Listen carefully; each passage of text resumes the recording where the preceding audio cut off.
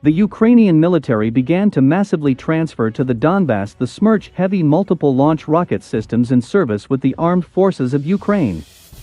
The target engagement range of the latter reaches 70 to 90 kilometers, while the destruction area can be up to 700,000 square meters, which is comparable to the area of several city blocks of Donetsk or the size of a number of settlements on the territory of the DPR and LPR. More precisely, the number of multiple launch rocket systems deployed in the Donbass remains unknown. However, the armed forces of Ukraine are armed with about 80 multiple launch rocket systems of this type, which may indicate that Ukraine has decided to go for a very serious escalation.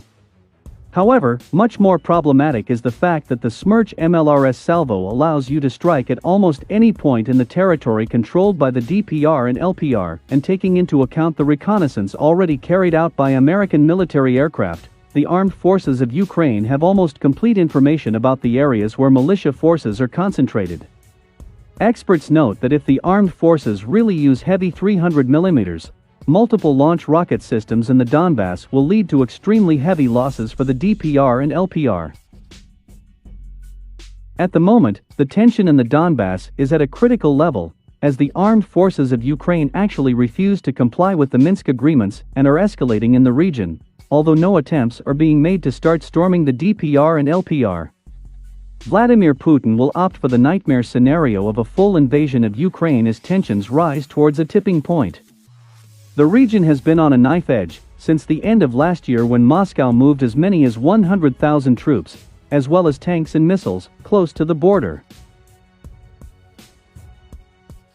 The White House warned yesterday the situation was extremely dangerous and that Moscow could launch an attack at any point.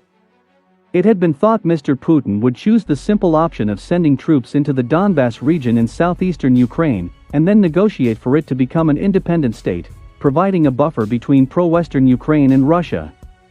As the region is already occupied by pro-Russian separatists and has been in a state of war since 2014, it was believed it would offer little resistance.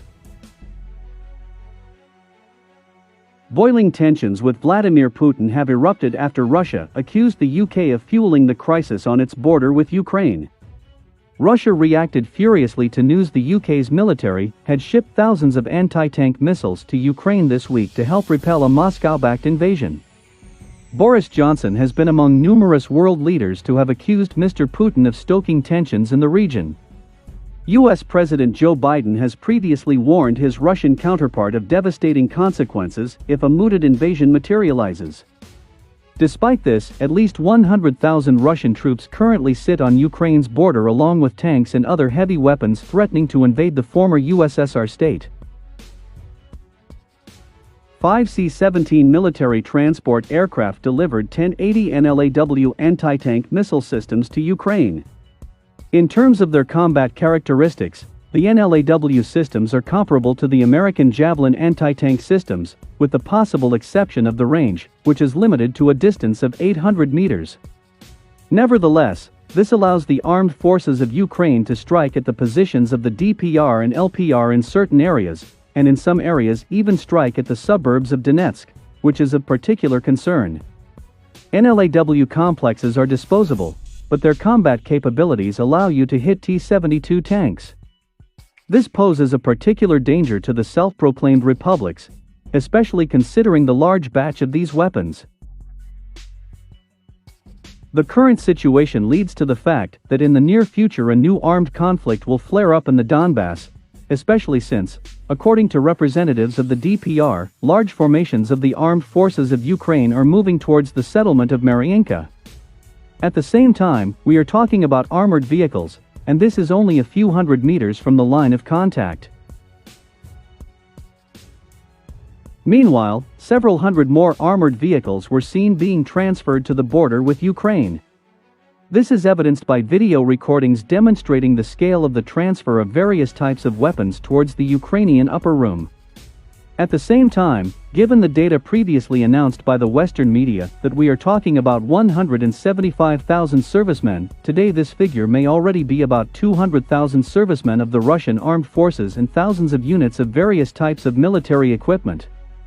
Earlier it was reported that such a massive transfer of military equipment towards the Ukrainian border was due to the conduct of military exercises. However, judging by the number of weapons, this could be the most ambitious exercise in the world. Before that, the military exercises of 2018 were record-breaking, in which they took part about 300,000 military personnel. Russia delivered an ultimatum to the West on the issue of providing security guarantees.